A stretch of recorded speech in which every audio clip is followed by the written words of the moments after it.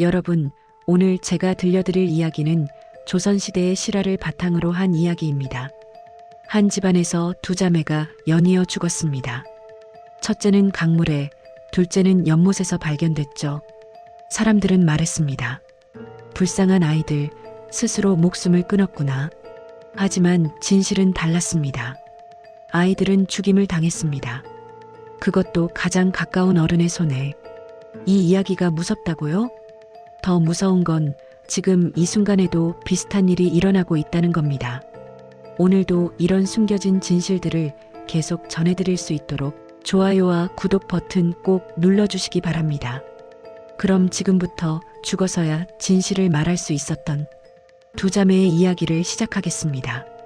배판서의 집은 마을에서 가장 큰 기와집이었습니다.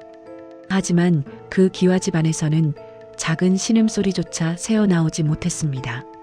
장화와 홍련, 두 자매는 어머니의 얼굴을 기억하지 못했습니다. 어머니는 홍련을 낳다가 세상을 떠났고 아버지는 1년도 안 돼 새 부인을 들였습니다. 아이들아, 이제 어미가 생겼구나. 처음 몇 달은 괜찮았습니다. 계모 허씨는 웃으며 아이들의 머리를 쓰다듬었고 밥상을 차릴 때도 먼저 아이들 그릇을 채웠습니다. 하지만 아버지가 한양으로 승진해 떠나자 모든 것이 변했습니다. 너희 어미가 죽지 않았으면 내가 이 고생을 하겠니? 첫 매질은 장화가 물동이를 엎질렀을 때였습니다. 두 번째는 홍련이 밥을 흘렸을 때였습니다. 세 번째부터는 이유가 필요 없었습니다. 하루는 아침 일찍, 하루는 저녁 늦게. 언제 맞을지 모르는 공포가 언제 맞는 것보다 더 무서웠습니다. 마을 사람들은 알았을까요? 아이들이 한여름에도 긴 소매를 입는 이유를, 아이들이 점점 말을 잃어가는 이유를. 배판서 대가이들 참 얌전하지. 사람들은 조용한 아이를 착한 아이라고 불렀습니다. 하지만 그 침묵 뒤에는 매일 밤 이불을 적시는 눈물이 있었습니다. 어느 날 밤 장화가 동생에게 속삭였습니다. 홍련아, 우리 어머니가 살아계셨다며. 홍련이 울먹였습니다. 언니, 언제까지 이렇게 살아야 해? 그 질문에 장화는 대답하지 못했습니다. 왜냐하면 다음 날 장화는 이 집에서 쫓겨날 예정이었으니까요. 그날 밤 허씨는 장화를 헛간으로 불렀습니다. 장화야, 너만 희생하면 동생은 살 수 있어. 촛불이 흔들렸습니다. 장화의 눈동자도 함께 흔들렸습니다. 내가 홍련을 죽이려 했다고 말하면 아비는 널 내쫓을 거야. 그럼 홍련이는 혼자라도 편하게 살 수 있. 장화는 고개를 저었습니다. 싫어요. 그건 거짓말이에요. 허씨의 얼굴이 일그러졌습니다. 내가 안 하면 내 동생이 대신 당할 거다. 다음 날 새벽 마당에 비명이 울려 퍼졌습니다. 큰일 났습니다. 홍련 아씨가. 허씨는 피 묻은 비녀를 들고 아버지 앞에 무릎을 꿇었습니다. 장화가 동생을 죽이려 했습니다. 아버지 배판서는 장화를 불렀습니다. 이게 사실이냐? 장화는 울먹였습니다. 아니에요, 아버지. 저는 하지만 아버지는 듣지 않았습니다.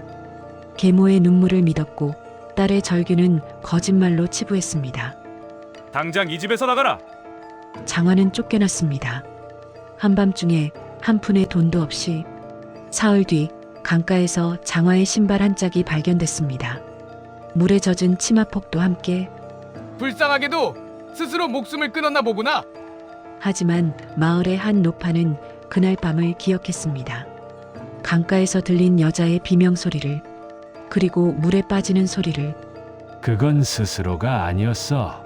노파는 혼잣말을 했지만 아무도 듣지 않았습니다. 장화의 시신은 끝내 떠오르지 않았습니다. 강물이 모든 진실을 삼켜버렸으니까요. 언니가 사라진 후 홍련은 말을 잃었습니다. 밥을 먹어도 맛을 모르고 잠을 자도 악몽만 꾸었습니다. 언니. 홍련은 밤마다 언니를 불렀습니다. 그럴 때마다 허씨는 비웃었습니다. 귀신이 보이나? 어느 날 아침 홍련이 마당에서 소리쳤습니다. 언니, 언니가 왔어요. 하지만 그곳엔 아무도 없었습니다. 허 씨는 이웃을 불러 모았습니다. 보십시오. 이 아이가 미쳤습니다. 사람들은 고개를 끄덕였습니다. 언니가 죽어서 충격을 받았나 보구나. 하지만 진실은 달랐습니다. 허 씨는 매일 밤 홍련의 잠자리 근처에서 향을 피웠습니다. 환각을 일으키는 약초를 섞은 향이었습니다. 홍련은 점점 현실과 환상을 구분하지 못했습니다. 낮에도 언니가 보였고 밤에는 언니의 목소리가 들렸습니다. 그리고 어느 비 오는 밤 허 씨는 홍련을 뒷마당 연못으로 끌고 갔습니다. 언니가 부른다며? 가서 만나렴? 홍련은 저항했습니다. 하지만 12살 아이의 힘으로는 어쩔 수 없었습니다. 첫 번째 물속에 머리가 잠겼을 때 홍련은 언니의 이름을 불렀습니다. 두 번째 잠겼을 때 숨을 쉴 수 없었습니다. 세 번째, 더 이상 움직이지 않았습니다. 허 씨는 시신을 연못 깊은 곳에 묶어두고 젖은 옷을 갈아입었습니다. 다음 날 아침 허 씨는 울부짖었습니다. 홍련이가 연못에 빠졌습니다. 사람들은 며칠간 연못을 뒤졌지만 시신은 발견되지 않았습니다. 물귀신이 됐나 보다. 마을 사람들은 수군거렸고 배판서는 슬픔에 잠겼습니다. 하지만 그 누구도 묻지 않았습니다.